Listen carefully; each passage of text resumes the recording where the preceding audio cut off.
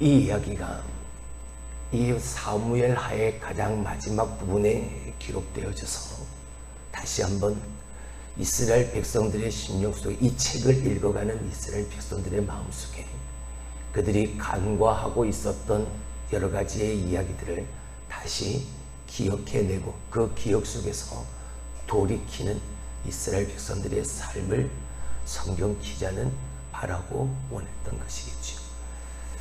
오늘 본문의 말씀을 통해서 우리가 기억해야 할 것이 있습니다. 다시 주워 담을 수 없는 네 가지의 것이 있습니다. 엎어진 물은 다시 주워 담을 수가 없죠.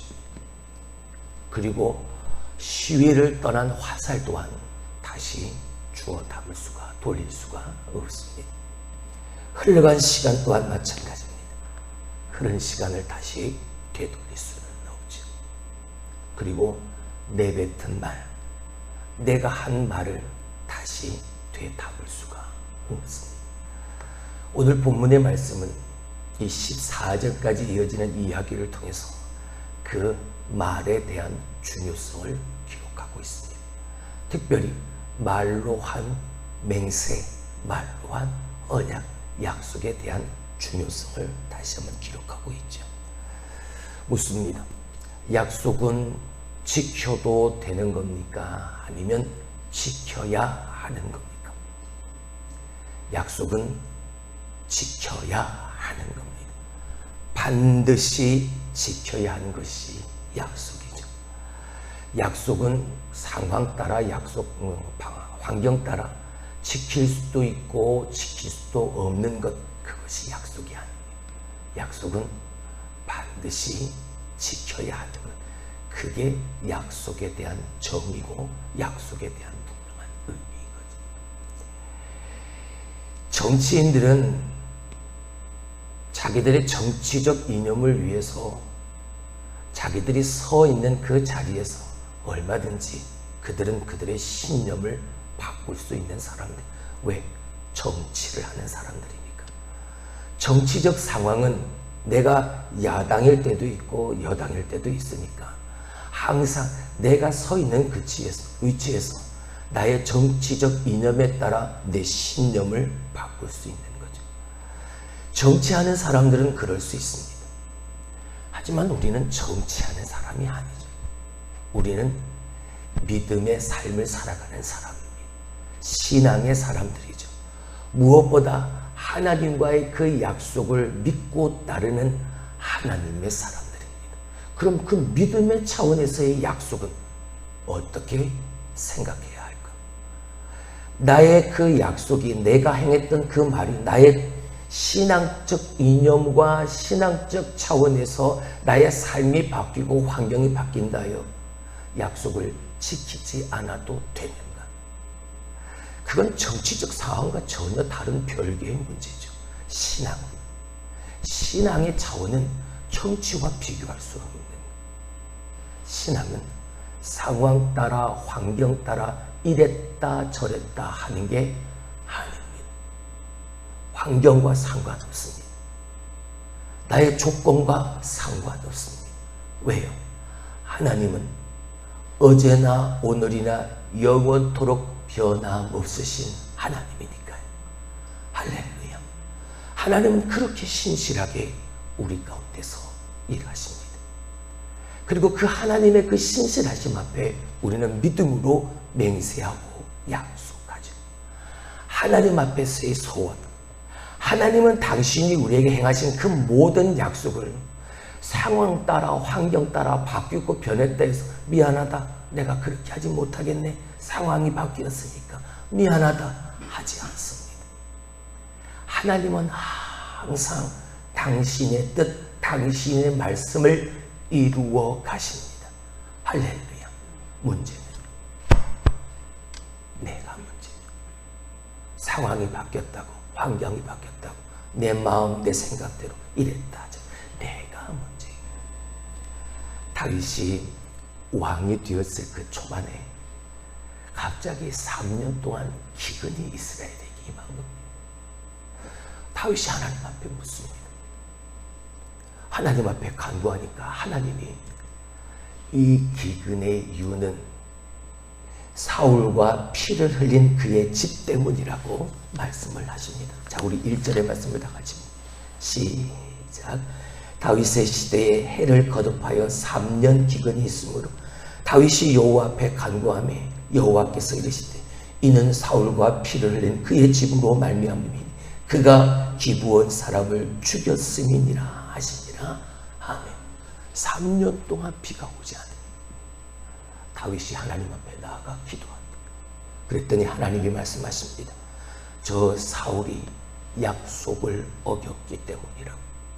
저 사울의 집안 사람들이 사울이 기브온 사람들을 죽였기 때문이라고 말합니다.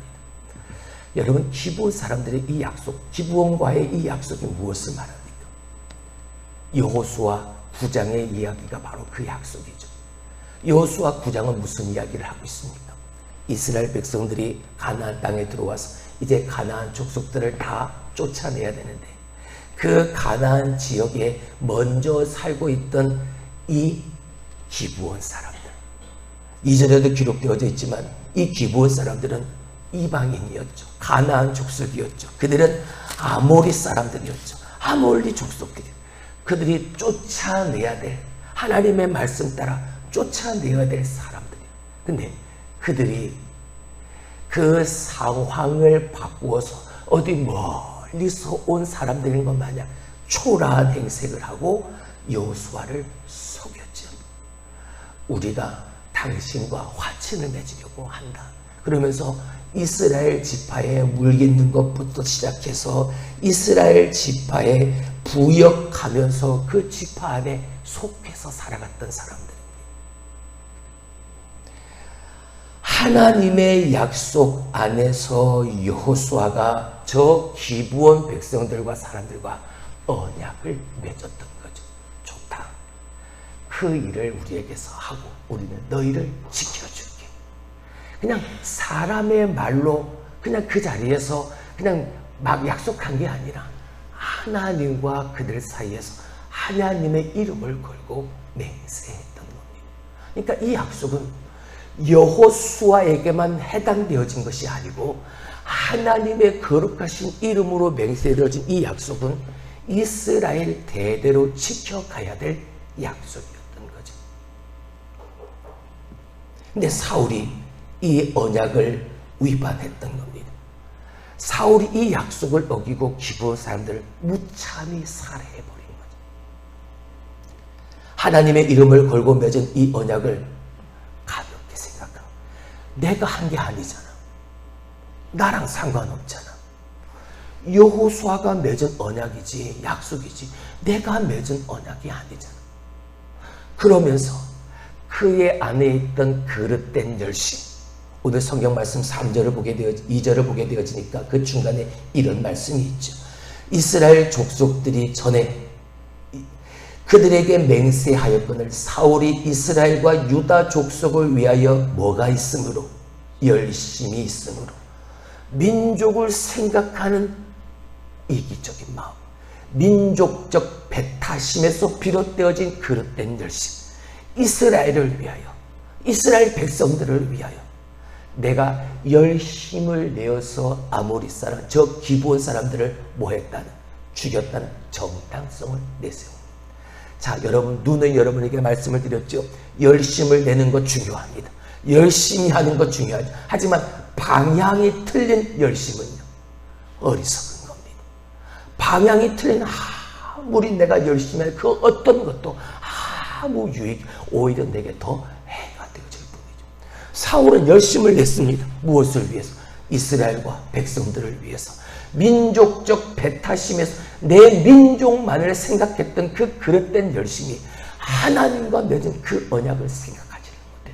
이 언약과 이 맹세가 하나님의 이름을 걸고 행해진 이 일이라는 걸 그는 생각해내지를 못해. 다만 내가 지금 생각하는 내게 좋은 것, 내게 유익이 되어지는 것, 내게 소중한 것, 그것을 지키기 위해 그릇된 열심으로 비롯되어진 행위였던 것. 아모리 사람, 이 기브온 사람들이 무참히 사롭되어집니다.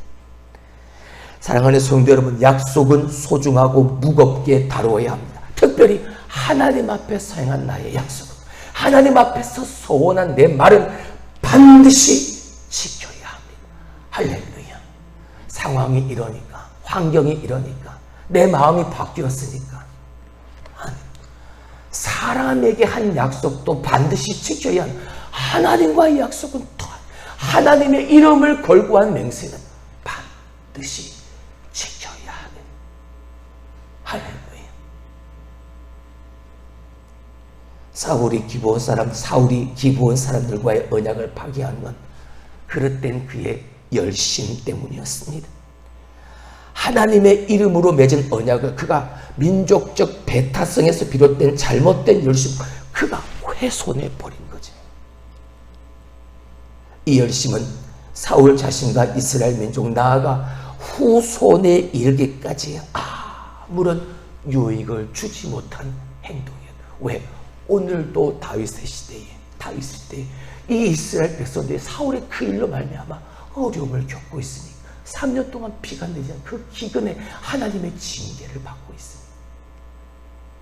여러분, 내 의도가 좋을 뿐 아니라 그것이 많은 이익을 가져준다고 해도 하나님 앞에서 약속을 지키는 것보다 더 좋은 의도는 없는 겁니다. 할렐루야. 아무리 내가 좋은 의도를 가지고 이렇게 행했다는 그 일이 하나님의 약속을 우선할 수는 없는, 하나님의 약속이, 하나님과의 약속이 먼저라는 사실. 할렐루야. 사울은 그걸 간과해요. 다윗이 하나님의 이 말씀을 듣고 기브온 사람들을 부릅니다. 내가 어떻게 해야 내가 이것을 사죄할 수 있겠느냐. 자, 우리 3절의 말씀을 봅니다. 다윗이 그들에게 묻되 내가 너희를 위하여 어떻게 하랴? 내가 어떻게 속죄하여야 너희가 여호와의 기업을 위하여 복을 빌겠느냐? 사울의 그 행위로 말미암아 저 처참한 멸살의 그 위기에 처해 있던 저 기브온 백성들, 그 아픔을 경험했던 그들이 이스라엘을 생각하며 얼마나, 저 사울의 집안을 생각하며 얼마나 저주를 퍼부었겠습니까? 내가 어떻게 해야 될까? 내가 어떻게 해야 너희들의 그 마음이 좀 풀려질까? 내가 어떻게 해야, 속죄해야 너희가 여호와의 기업을 위하여 복을 빌어줄 수 있겠네. 기브온 사람들은 사울 집안의 사람 7을 요구합니다. 다윗은 이에 응하게 되어지죠. 그게 이제 3절로 9절까지 우리가 읽었던 말씀. 사울 집안에 남아있던 7 아들들을 그 기브온 사람들에게 내어주게 되어지죠. 기브온 사람들은 여전히 이스라엘 민족 안에서는 작은 민족에 불과했습니다. 작은 수에 불과했습니다.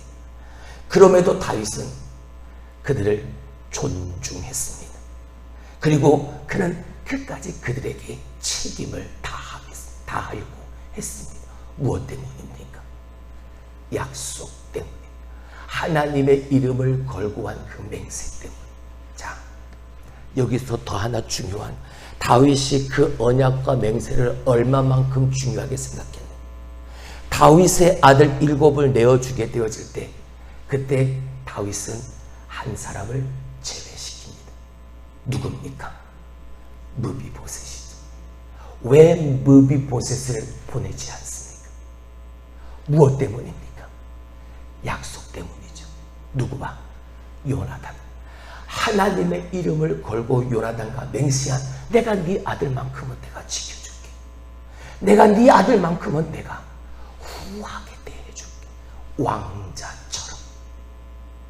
그 약속을 끝까지 지켜가는, 저 기브온 사람들이 사울의 아들을 내어놔라. 사울의 아들 7을 내가 그들을 저 사울의 집, 사울의 고향, 그 기브아 땅에서 내가 그 아들들의 목을 다 매달아 죽이겠다. 네, 다윗은 약속을 기억합니다. 요나단과의 하나님의 이름을 두고 맹세한 그 약속을 지킵니다. 무비보셋을 제외시킵니다. 언약에 따라, 하나님의 약속에 따라 그에게 은혜를 베푼 거죠. 누가 뭐라고 할 사람 없습니다. 무비보셋을 보낸다 해도요. 나랑 약속한 게 아니잖아요. 내가 약속한 게 아니잖아요. 근데 다윗은 내가 약속한 거지 않습니까? 내가 요나단과 약속, 하나님의 이름을 걸고 한 맹세의 주인공이 다윗. 그러니까 다윗은 그 약속을 지켰다. 사람들에게 잘 보이려고요. 아니, 내가 이렇게 신실한 사람이다 자랑하려. 아니요. 사람들이 비난하고 사람들이 조롱할 수 있어요. 왜 므비보셋에게만 그렇게 하느냐라고 말할 수 있습니다. 하지만 다윗은 그 모든 것을 다 덮습니다. 그리고 무엇을 기억하며 어떻게 행합니까? 약속 따라 행하는, 말씀 따라 사는. 다윗은 맹세를 소중히 여겼습니다. 그리고 그 맹세의 대상인 므비보셋도 소중히 여겼습니다. 하나님이 맡기신 사명을 마지못해서 감당하고 있지는 않습니다.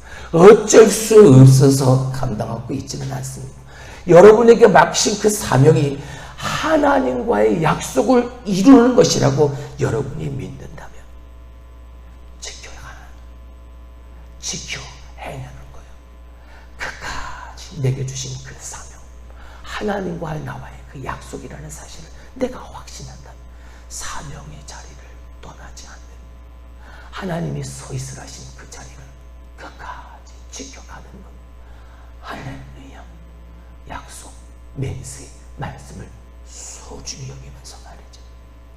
사명은 하나님과의 약속을 이루어가는 과정이라는 사실을 기억합니다. 할렐루야.